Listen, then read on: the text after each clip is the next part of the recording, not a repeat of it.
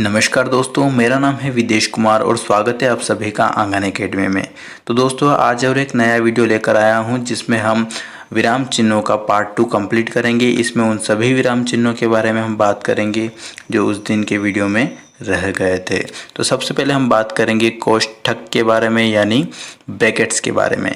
तो किसी कठिन शब्द के स्पष्टीकरण के लिए उपशब्द या वाक्य के लिए प्रयोग होता है। यानी मान लीजिए कोई आपने शब्द लिखा किसी सेंटेंस में और आपको लगता है कि लोग शायद इसका अर्थ नहीं जानते या जो पढ़ता है वो इसका अर्थ नहीं समझ पाएगा, तो आप उसका एक सिंपल वर्ड लिखते हैं ब्रैकेट में ताकि समझ जाए जो पढ़ने वाला पाठक है।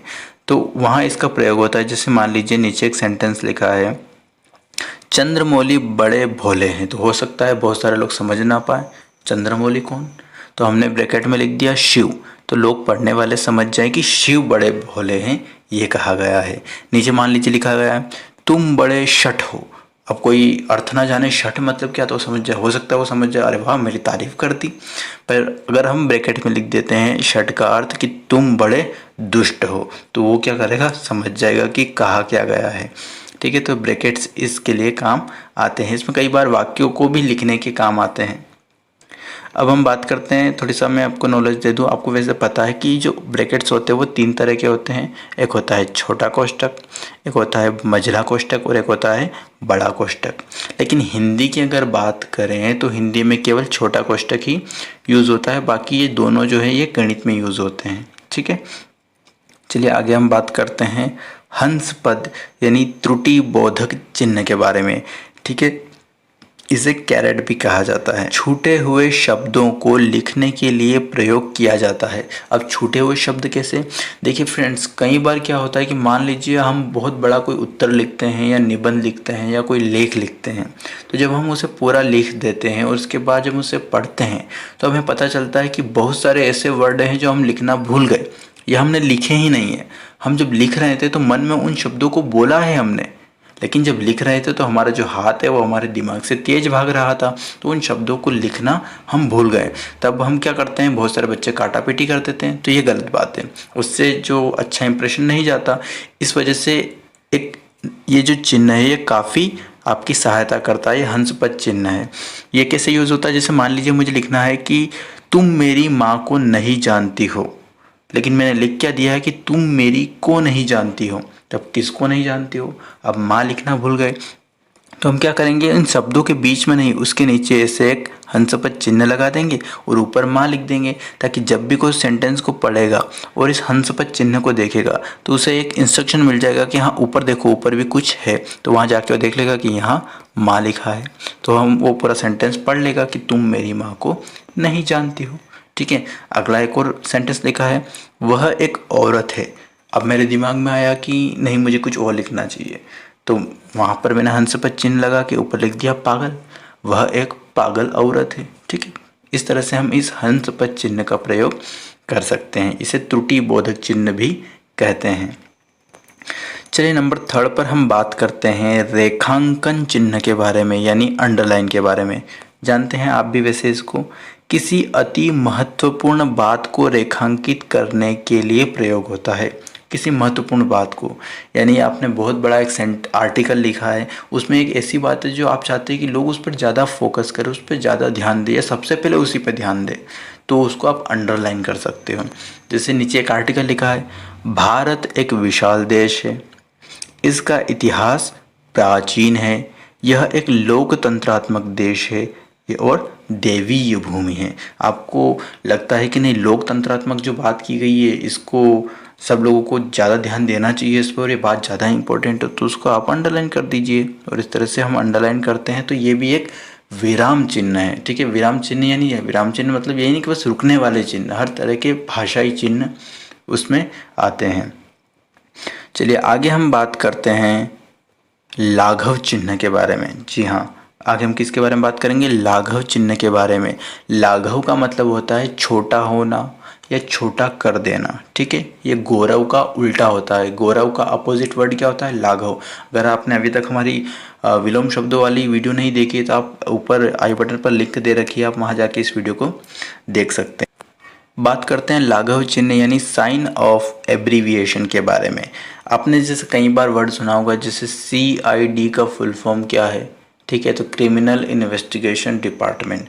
अब आपसे पूछा जाए कि क्रिमिनल इन्वेस्टिगेशन डिपार्टमेंट का शॉर्ट फॉर्म क्या है यानी एब्रीविएशन क्या है, तो आप कहेंगे कि CID। तो उसे CID बनाया किसकी वजह से गया है, लाघव चिन्ह की वजह से, यानी उसके आगे एक लाघव चिन्ह इस तरह से लगा दिया जाता है। जैसे मान लीजिए यहाँ पर लिखा है रासुका, अब इसका कोई अर्थ है क्या, यहाँ तो नहीं, लेकिन रासुका एक शॉर्ट फॉर्म है किसकी, राष्ट्रीय सुरक्षा कानून की, राष्ट्रीय सुरक्षा कानून।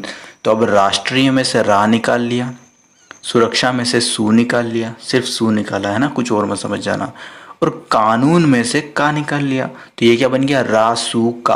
और इनके आगे जो आपको डॉट दिख रही है, अब आपको क्लियर दिखेगी, ये जो डॉट दिख रही है, ये डॉट ही इसे कहा जाता है लाघव चिन्ह। ये जहाँ लग जाती है यानी वहाँ ये जो वर्ड है इसको छोटा करके लिख दिया गया है एक लेटर में, ठीक है। जैसे नीचे लिखा है डो, तो अब डो क्या होता है, इसे डो नहीं पढ़ा जाएगा, इसे पढ़ा जाएगा डॉक्टर, ठीक है। लाघव चिन्ह लगा है यानी इस एस का मतलब ये नहीं कि इसे ऐसा ही पढ़ दें, इसे पढ़ते हैं डॉक्टर। और ये कोई प्रो नहीं है, क्या लिखा है, प्रोफेसर।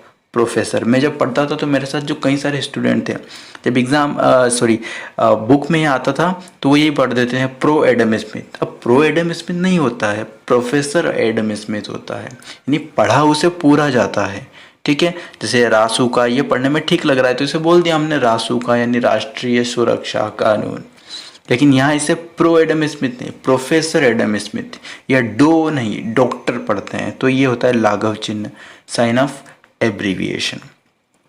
चलिए आगे हम बात कर लेते हैं, नेक्स्ट कौन सा है, सो नेक्स्ट है लोप चिन्ह। लोप चिन्ह यानी साइन ऑफ ओमिशन, ठीक है।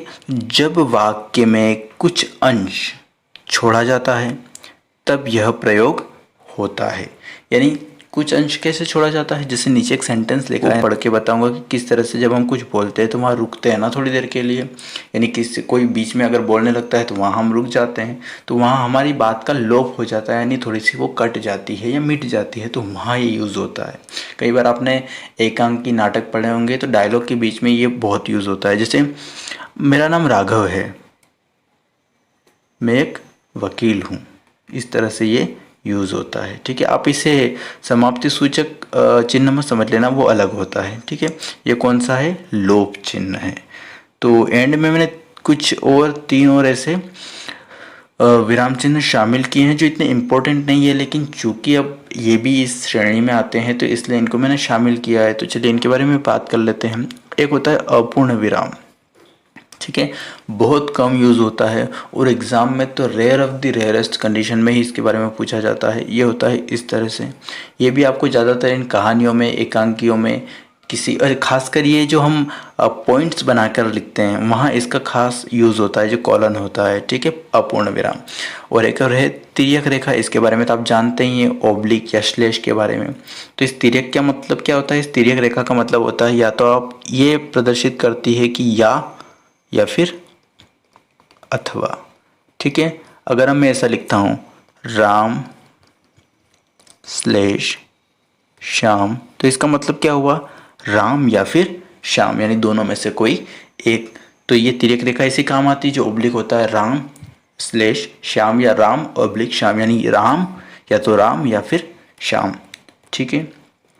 लास्ट में हम बात करते हैं समाप्ति सूचक चिन्ह के बारे में, यानी फिनिश मार्क। यानी जब भी आपने किताबों में देखा ही होगा कि जब भी चैप्टर फिनिश होता है तो वहाँ पर कुछ मार्क बना रहता है लास्ट में, चाहे वो कोई ब्लॉक हो सकते हैं, स्टार्स हो सकते हैं, या फिर एक लाइन, फिर एक सर्कल और फिर एक लाइन, या फिर 3 डॉट हो सकते हैं, या फिर 3 से ज़्यादा भी डॉट हो सकते हैं, है ना, या फिर इस तरह की डॉट्स भी वहाँ पर हो सकती है, इस तरह से, है ना। तो ये क्या कहता है, ये कहलाती है फिनिश मार्क कहलाते हैं, ठीक है। यानी इनका मतलब है कि जो हमारा चैप्टर है वो अब क्लोज हो चुका है। तो दोस्तों इसी तरह से हमारा जो विराम चिन्ह का चैप्टर है ये भी क्लोज हो चुका है। तो चलिए हम प्रैक्टिकल के थ्रू यहाँ पर भी विराम समाप्ति सूचक चिन्ह लगा लेते हैं, ठीक है।